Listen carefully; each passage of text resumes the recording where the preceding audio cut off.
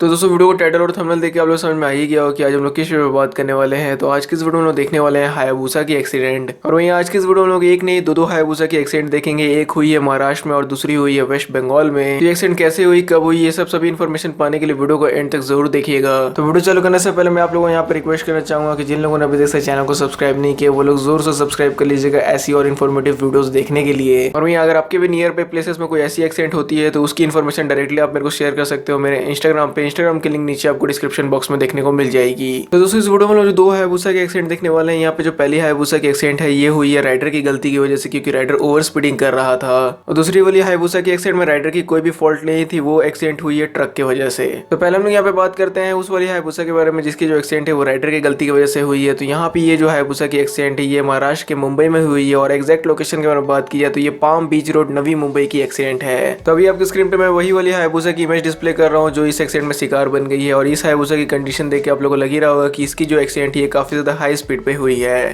तो यहाँ पे जैसे आप लोग देख सकते हैं कि जो बाइक का फ्रंट व्हील है वो पूरी तरीके से डिसलोकेट हो गया है और वहीं पे व्हील के साथ साथ यहाँ पे जो सस्पेंशन है वो भी अब अलग से दिखाई दे रहा है और साइड की जो फेयरिंग है वो भी पूरी तरीके से टूट गई है। और उससे भी बड़ी बात यहाँ पे ये है कि ये जो बंदा इस हायाबुसा को राइड कर रहा था इसकी खुद की ये वाली बाइक नहीं थी, मतलब ये वाली हायाबुसा नहीं थी। ये वाली जो बाइक थी उसने अपनी फ्रेंड से बोरो की हुई थी। उसके फ्रेंड ने ये वाली बाइक को न्यू खरीदा था। और जैसा कि आप लोग जानते हैं कि अक्सर अगर हम लोग भी कोई न्यू बाइक खरीदते हैं तो हमारे भी दोस्त लोग हमेशा मांगने लग जाते हैं कि भाई चलाने दो चलाने दो। तो यहाँ पर भी कुछ ऐसे ही केस हुआ होगा। And as according to police ये वाली जो एक्सीडेंट है ये ओवर स्पीडिंग की वजह से हुई है। और ओवर स्पीडिंग करने के बाद यहाँ पे जो राइडर की कंट्रोल है वो बाइक से खो बैठती है जिसकी वजह से जो बाइक है वो स्किड कर जाती है और ये एक्सीडेंट हो जाती है। तो वैसे ये सब तो बात की बात है, लेकिन उससे भी बुरी बात यहाँ पे ये है कि इस वाली एक्सीडेंट में जो राइडर की जान है वो बच नहीं पाती है। तो अनफॉर्चुनेटली इस वाली एक्सीडेंट में राइडर की मौत हो जाती है। तो वैसे यहाँ पे आप लोग समझ ही सकते हैं कि कोई हम लोग 150 सीसी या 200 सीसी बाइक की कोई ओवर स्पीडिंग के केस के बारे में नहीं डिस्कस कर रहे हैं। यहाँ पे हम लोग हायाबुसा के बारे में डिस्कस कर रहे हैं जो कि 1300 सीसी इंजन के साथ आती है। तो आप लोग समझ सकते हैं कि अगर उससे कोई ओवर स्पीडिंग कर रहा होगा तो उसकी स्पीड कितनी भला रही होगी। तो दोस्तों इस वाले हायाबुसा के एक्सीडेंट से आप लोग को क्या सीखना चाहिए कि अगर आप लोग कोई भी हाई परफॉर्मेंस बाइक ओन करते हो, नो मैटर अगर आपके पास 150 सीसी या 200 सीसी या फिर उससे ऊपर की कोई बाइक है, तो वो सब उन्हीं लोगों को दे जो कि उनको राइड करना जानते हो। वही सब दोस्त लोगों को दे जो कि थोड़े एक्सपीरियंस हो, जो कि वो सब बाइक्स को कंट्रोल करना जानते हो। उन लोगों को बिल्कुल भी ना दे जो कि एमेच्योर है। भले उन लोग आपसे कितने भी रिक्वेस्ट करे कि भाई दे दो, लेकिन उन लोगों को देने की जरूरत नहीं है। क्योंकि अगर एक बार बाइक गई तो बाइक तो वापस आ जाएगी, लेकिन अगर कोई बंदा जाता है तो वो आप लोग जानते हैं कि वो कभी तो वापस आ नहीं सकता है। तो इसलिए अपने वो दोस्त लोगों को बिल्कुल भी बाइक चलाने ना दे जो कि एमेच्योर है, अनएक्सपीरियंस्ड है। भले उन लोगों को 1-2 घंटा के लिए बुरा लगेगा, 1-2 घंटा या फिर 1-2 दिन के लिए बुरा लगेगा, लेकिन 1-2 दिन बाद वो लोग जरूर आपके पास आएंगे ही।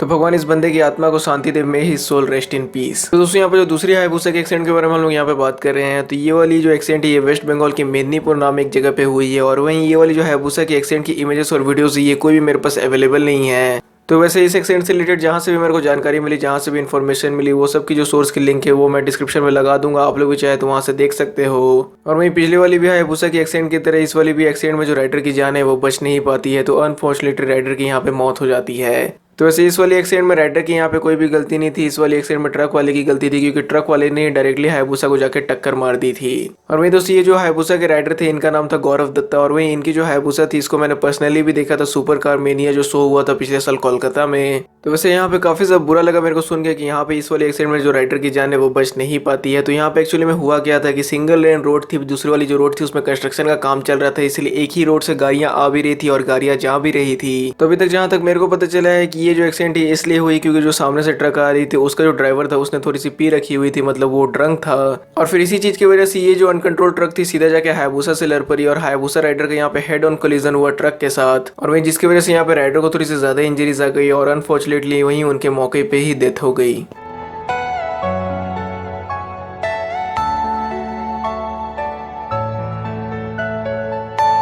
Are you all my personal dreams?